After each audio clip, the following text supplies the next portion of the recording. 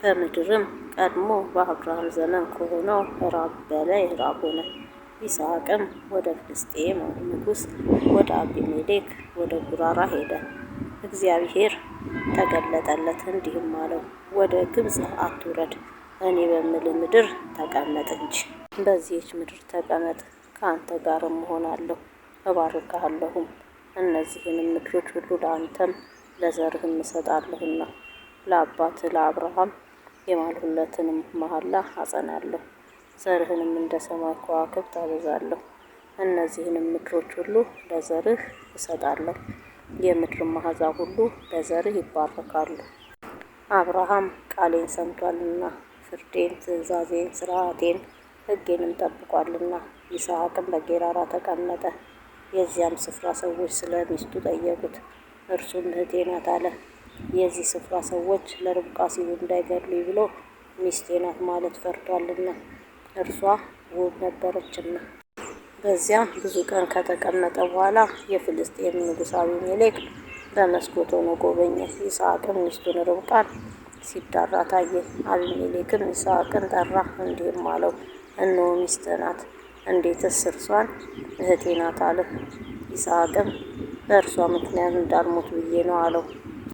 አቢሜሌክም አለ፣ ይህ ያደረግክብን ምንድን ነው?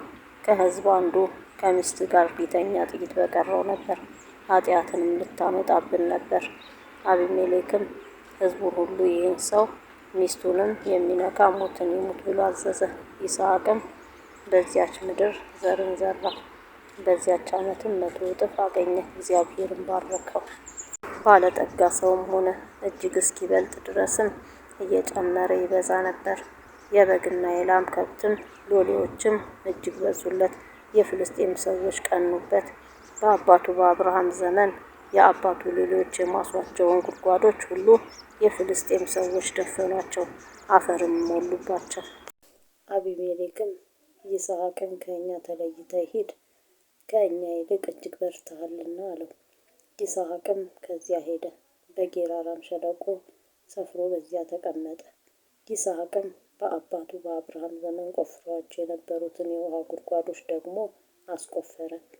አብርሃም ከሞተ በኋላ የፍልስጤም ሰዎች ደፍነዋቸው ነበሩና አባቱ የሚጠራቸው በነበረው ስም ጠራቸው።